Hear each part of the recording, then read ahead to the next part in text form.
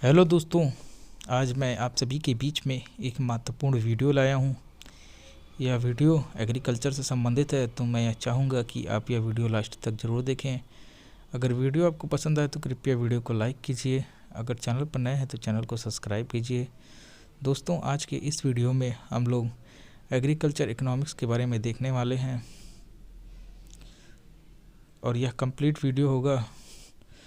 तो चलिए बिना टाइम गवाए वीडियो को शुरू करते हैं। कृषि अर्थशास्त्र, एग्रीकल्चर इकोनॉमिक्स।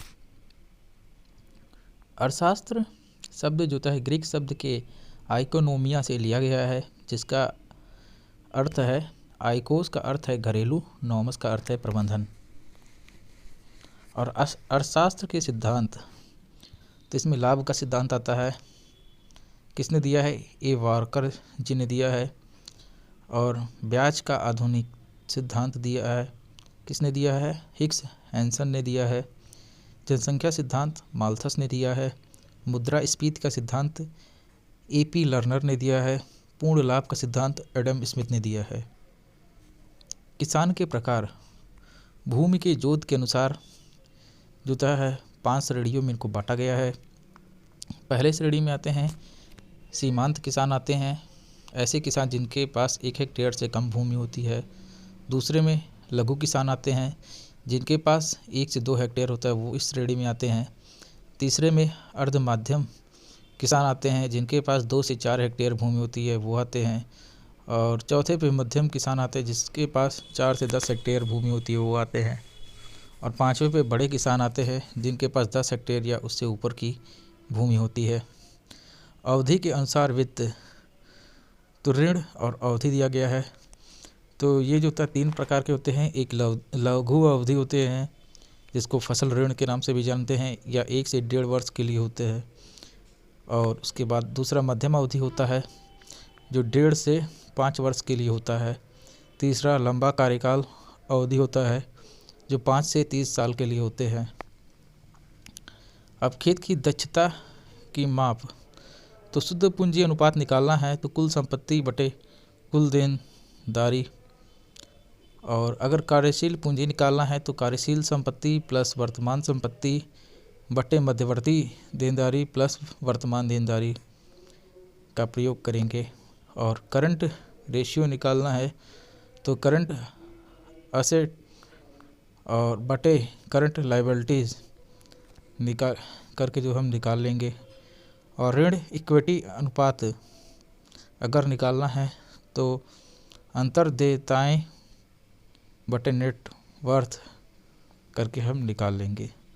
उत्पादन क्षमता बराबर क्या होता है कि प्रति एकड़ पैदावार बटे क्षेत्रफल की उपज इंटू 100 होता है। और परिचालन लागत अनुपात क्या होता है? परिचालन लागत अनुपात इक्वल टू कुल परिचालन लागत बटे कुल लाभ। और पूंजी की दर क्या होता है? सकल आय बटे कुल कृषित आय इंटू 100। और निम्न के बीच अंतर क्या है? तो उत्पादन अर्थशास्त्र और फार्म प्रबंधन के बीच अंतर क्या है? उत्पादन अर्थशास्त्र होता है मैक्रो दृष्टिकोण होता है, और फार्म अर्थशास्त्र होता है माइक्रो दृष्टिकोण होता है। उत्पादन अर्थशास्त्र अंतर फार्म विज्ञान है, और फार्म प्रबंधन जो होता है इंट्रा फार्म विज्ञान है। उत्पादन अर्थशास्त्र जो होता है राष्ट्र के कुल संसाधनों के लिए निर्णय लिए जाते हैं, और फार्म प्रबंध में व्यक्तिगत खेत के लिए निर्णय लिए जाते हैं। अब परिवर्तनीय लागत और निश्चित लागत में अंतर क्या है? तो परिवर्तनीय लागत में चर लागत के रूप में जाना जाता है, और निश्चित लागत को जो होता है डूबत लागत के रूप में जाना जाता है। परिवर्तनीय लागत को यह हमेशा नकदी में होता है। निश्चित लागत क्या होता है? यह नकद और गैर नकद दोनों में हो सकता है। परिवर्तनीय लागत यह आउटपुट के स्तर के साथ बदलता रहता है।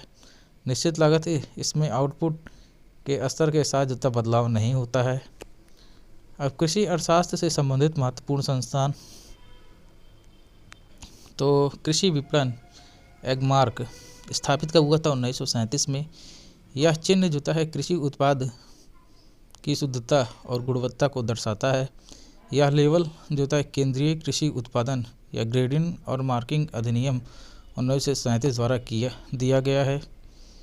अब इको मार्क 1991 में स्थापित हुआ था। यह चिन्ह यह सुनिश्चित करने के लिए दिया जाता है कि उत्पाद पर्यावरण अनुकूल है। और तीसरा है भारत मानक ब्यूरो BIS 1 अप्रैल 1987 को स्थापित हुआ था। यह निशान खरीदार को तीसरे पक्ष की गारंटी प्रदान करता है कि माल भारतीय मानकों का सिद्धता के अनुसार बनाया गया है। और इससे पहले 1947 में स्थापित ISI भारतीय मानक संस्थान के रूप में नामित किया गया था। अब चौथा था अंतर्राष्ट्रीय मानकीकरण संगठन ISO 25 फरवरी 1947 को स्थापित हुआ था। वस्तु और सेवाओं के अंतर्राष्ट्रीय विनिमय की सुविधा के लिए एक सार्वभौमिक मानक को बढ़ावा देना इसका कार्य है। और पांचवा है national bank for agriculture and rural development NABARD, headquarter इसका मुंबई है। 12 जुलाई 1982 को स्थापित हुआ था पुनर्वित्त द्वारा कृषि और ग्रामीण विकास के लिए, और यह ग्रामीण समुदायों को अप्रत्यक्ष वित्त प्रदान करता है। वर्तमान अध्यक्ष GR चिंताला हैं। और उसके बाद भारतीय खाद्य निगम FCI 1 जनवरी 1965 को स्थापित हुआ था। देश में कृषि वस्तु का भंडारण FCI की मुख्य जिम्मेदारी है। वर्तमान अध्यक्ष संजीव कुमार जी हैं। और उसके बाद विश्व व्यापार संगठन WTO मुख्यालय जिनेवा स्विट्ज़रलैंड में है। 1 जनवरी 1995 को स्थापित हुआ था। यह अंतर्राष्ट्रीय व्यापार की निगरानी और प्रोत्साहित करता है। और भारत विश्व व्यापार संगठन का संस्थापक सदस्य था। और इससे पहले टैरिफ एंड ट्रेड GATT पर सामान्य समझौते के रूप में नामित किया गया था, जिसे जनवरी 1948 में स्थापित किया गया था। उरुग्वे दौरे 8वें के बाद स्थापित। 8वां आता है राष्ट्रीय कृषि विपणन संस्थान NIAM जयपुर में है। 8 अगस्त 1988 को स्थापित हुआ था। राष्ट्रीय स्तर पर कृषि विपणन में निर्दिष्ट प्रशिक्षण, शिक्षा, परामर्श और अनुसंधान प्रदान करना। और इसका नाम जो है बदलकर चौधरी चरण सिंह राष्ट्रीय कृषि विपणन संस्थान रखा गया। और 9वां था tribal cooperative marketing federation TRIFED 1987 में स्थापित हुआ था। देश के आदिवासी समुदाय में वन उत्पाद के विपणन की प्रणाली विकसित करना। और 10वां कृषि और प्रसंस्कृत खाद्य उत्पाद निर्यात विकास फरवरी 1986 में स्थापित हुआ था। प्रसंस्कृत कृषि उत्पादों के निर्यात को बढ़ाने के लिए और मिनिस्ट्री ऑफ कॉमर्स के अधीन स्थापित किया गया था। एपीडा इसी को कहते हैं। और उसके बाद 11वां है राष्ट्रीय कृषि विपणन सहकारी विपणन नाफेड, नई दिल्ली में है। 1958 में यह स्थापित हुई थी।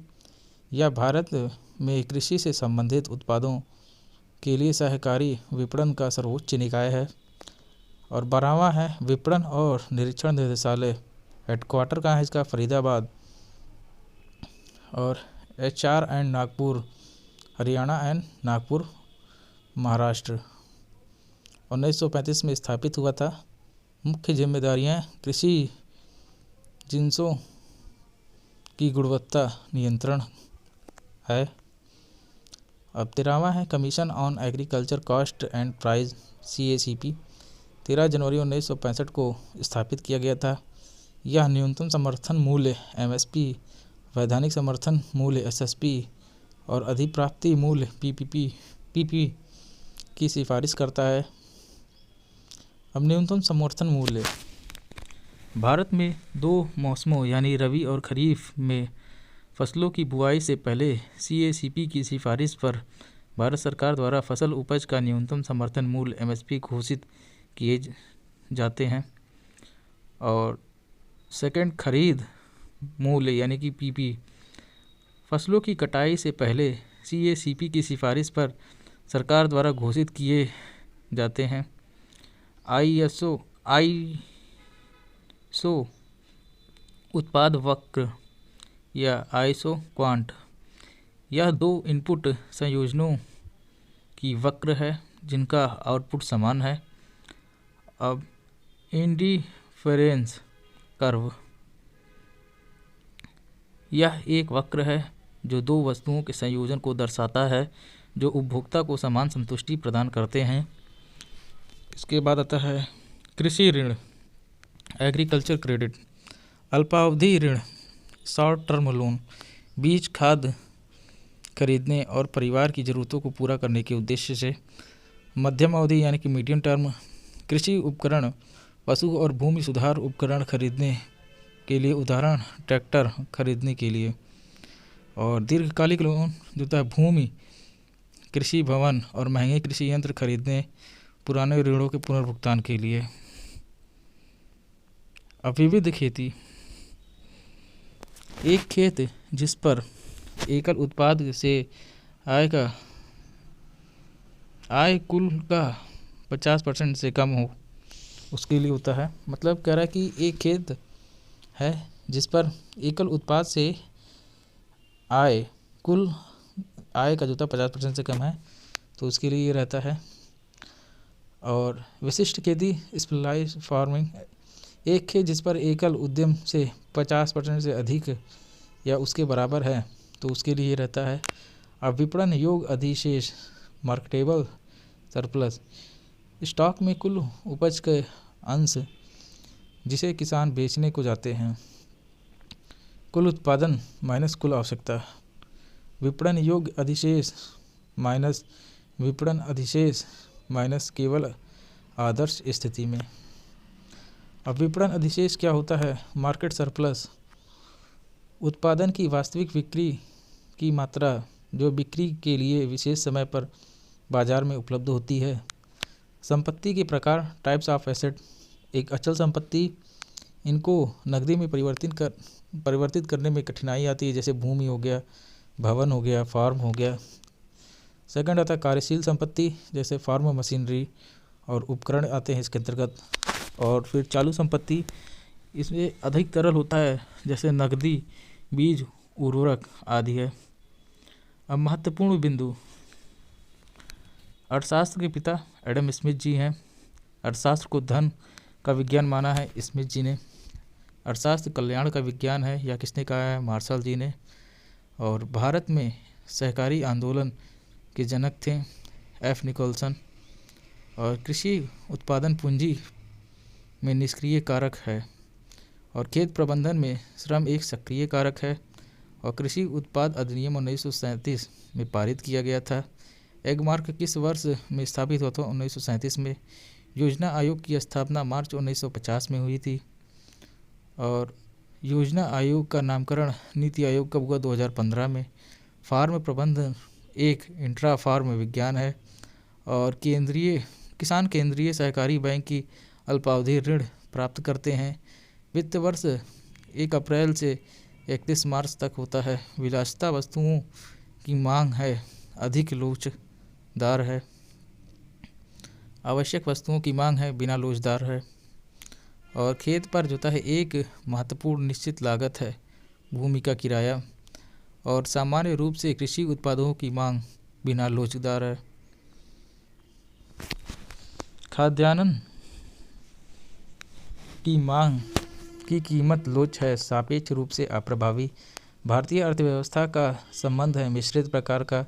भारत में जो है 12वीं पंचवर्षीय योजना की अवधि 2012 से 2017 तक थी। और जोखिम कम से कम होता है विविध खेती में। और लघु अवधि लोन किस सुविधा के उद्देश्य से दी जाती है? फसल उत्पादन से। भूमि विकास बैंक द्वारा वित्त प्रदान किया जाता है। दीर्घकालिक ऋण। खुदरा बाजारों को माना जाता है बिल्कुल सही बाजार, वह बाजार जिसमें वस्तुओं के कुछ ही विक्रेता होते हैं लेकिन उनकी संख्या अधिक नहीं होती है। ऐसे बाजारों को कहते हैं अल्पाधिकार, ओलिगोपोली मार्केट। और भारत में कृषि विपणन यानी कि एग्रीकल्चर मार्केटिंग इन इंडिया किताब किसने लिखा है? एस आचार्य एवं NL अग्रवाल जी ने। कौन सा साख के 3 R हैं? Repayment, risk, bearing ability and return. 5C of credit के कौन से हैं? Character, capacity, capital, condition and common sense. वर्तमान आय का भविष्य मान ज्ञात करने की विधि को क्या कहते हैं? चक्रवृद्धिकरण। और भविष्य आय का वर्तमान मान ज्ञात करने की विधि को क्या कहते हैं? बट्टाकरण। जब सीमांत उपयोगिता शून्य है तो कुल उपयोगिता है अधिकतम। और समान सीमांत रिटर्न के सिद्धांत को तब लागू किया जाता है जब संसाधन सीमित हो। वर्तमान में भारत की खेती प्रणाली बन गई है बाजार उन्मुख। शिवरमन कमेटी की सिफारिश से 12 जुलाई 1982 में नाबार्ड की स्थापना हुई और विभिन्न उत्पादों की बिक्री करने वाली बड़ी संख्या वाली फार्मों की बाजार संरचना कहलाती है। एकाधिकार प्रतियोगिता। और यदि खेत प्रबंध किया जाता है तो सबसे महत्वपूर्ण सिद्धांत डिमिनिशिंग रिटर्न का नियम आता है। और आर्थिक सिद्धांत जिसका उपयोग करके होता है फसल के उत्पादन की लागत को कम से कम किया जा सकता है। तो कम से कम लागत संयोजन, लीस्ट कॉस्ट कॉम्बिनेशन का सिद्धांत अपनाकर। और भारत में कृषि वित्त के लिए शीर्ष निकाय है, मतलब जो लोन प्रदान करता है, तो शीर्ष कौन सा है उसमें? नाबार्ड है। और कृषि अर्थशास्त्र और नीति अनुसंधान NIAP के लिए राष्ट्रीय केंद्र स्थित है नई दिल्ली। और आर्थिक रूप से प्रासंगिक क्षेत्र में कम रिटर्न के कानून के अनुसार है जोन सेकंड तर्कसंगत क्षेत्र। और समान सीमांत रिटर्न के सिद्धांत को तब लागू किया जाता है जब संसाधन की कीमतें अधिक होती हैं। डिमाइजिंग रिटर्न का नियम तब संचालित होता है जब एक इनपुट परिवर्तनशील होता है। भारतीय अर्थव्यवस्था एक प्रकार का अर्थव्यवस्था है तो मिश्रित अर्थशास्त्र है तो मिश्रित अर्थशास्त्र है। अर्थशास्त्र के जनक एडम स्मिथ जी हैं। और पूंजी के हिस्से को ब्याज के रूप में संदर्भित किया जाता है। अर्थशास्त्र में कोई भी चीज़ जो मानों को संतुष्ट कर सकती है उसे कहा जाता है माल यानी कि गुड्स। और अर्थशास्त्र में नकदी एक कार्यशील पूंजी है और 2 इनपुटों के सभी संभावित संयोजनों जो फंड की दी गई राशि के साथ खरीदे जा सकते हैं आइसोकोट्स लाइन कहलाते हैं। और निवेश और वापसी के बीच का समय अंतर गेस्टेशन अवधि कहलाता है। और जोखिम वहन करने की क्षमता इस पर निर्भर करती है, तो किस पर निर्भर करती है? निवल मूल्य पर। और जब कुल उपयोगिता अधिकतम होती है तो सीमांत उपयोगिता शून्य होती है। और जब उत्पादन के चरण 1 को चरण भी कहा जा सकता है, उत्पादन के मतलब चरण 1 को चरण भी कहा जा सकता है, भी नहीं होगा भी कहा जा सकता, तो प्रतिफल में वृद्धि होती। और फलों और सब्जियों के मामले में विपणन अधिशेष लगभग 80% होता है। अवर वस्तुओं की मांग की आय लोच है नकारात्मक। और गिफेन गुड्स माल की मांग की आय लोच है नकारात्मक। मोनोपोली बाजार में उपज का एक विक्रांत होता है। और जब उत्पाद का केवल एक खरीदार हो तो बाजार को इस प्रकार कहा जा सकता है मोनोपसनी बाजार। और खरीदारों और विक्रेताओं की एक बड़ी संख्या है, उन्हें मांग पूर्ति आपूर्ति और कीमतों का सही ज्ञान है, जिसे पूर्ण बाजार कहा जाता है। और बाजार जिसमें नियमों और विनियमों के अनुसार व्यापार किया जाता है उसे कहा जाता है विनियमित बाजार। और उत्पाद को उत्पादन की वस्तुओं से उपभोग के बिंदुओं तक ले जाने में शामिल लागत को कहा जाता है विपणन लागत। और किसानों की बैलेंस शीट प्रदर्शित करती है किसान की वित्तीय स्थिति। और कृषि स्तर पर वित्त प्रबंधन को सूक्ष्म वित्त प्रबंधन कहा जाता है। आरबीआई के मानदंडों के अनुसार नेट बैंक क्रेडिट का 18% होता है कृषि में निवेश किया जाना चाहिए। और भारत में विपणन अधिशेष विपणन योग्य अधिशेष से अधिक है। भूमि का किराया किसका एक उदाहरण है? तो निश्चित लागत का। और बिक्री कर इसका एक उदाहरण है अप्रत्यक्ष कर का। सरकारी के माध्यम से सदस्यों और गैर सदस्यों दोनों को माध्यम से लाभान्वित होते हैं। और बीसी अनुपात सकल रिटर्न बटे कुल लागत होता है। और विनियमित बाजार में सबसे आम तरीके मौजूद है खुली नीलामी प्रणाली।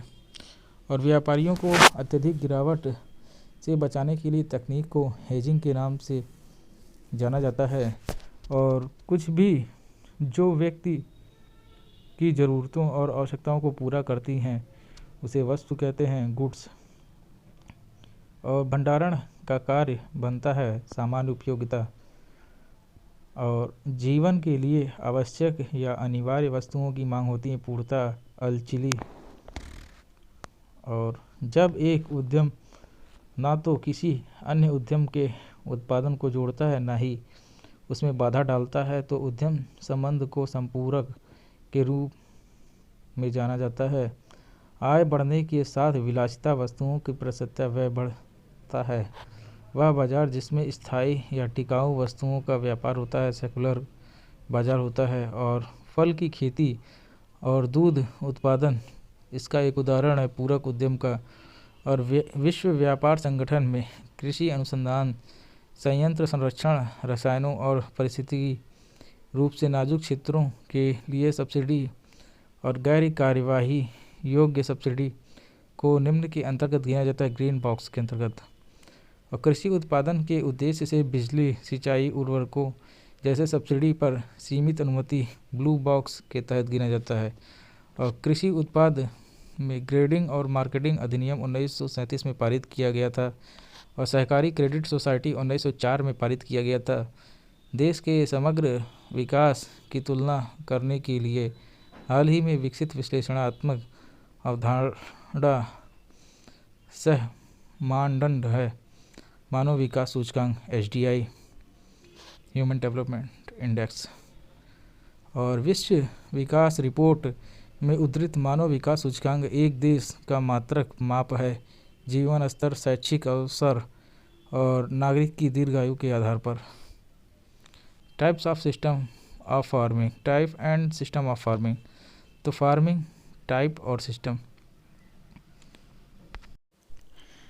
टाइप में डाइवर्सिफाइड फार्मिंग आता है, स्पेशलाइज्ड फार्मिंग आता है, मिक्स्ड फार्मिंग आता है, ड्राई फार्मिंग आता है, रेंचिंग आता है। सिस्टम में इंडिविजुअल फार्मिंग आता है, कैपिटलिस्टिक फार्मिंग आता है, स्टेट फार्मिंग आता है, कॉर्पोरेट फार्मिंग आता है, ज्वाइंट फार्मिंग आता है, कलेक्टिव फार्मिंग आता है, कोऑपरेटिव फार्मिंग आता है।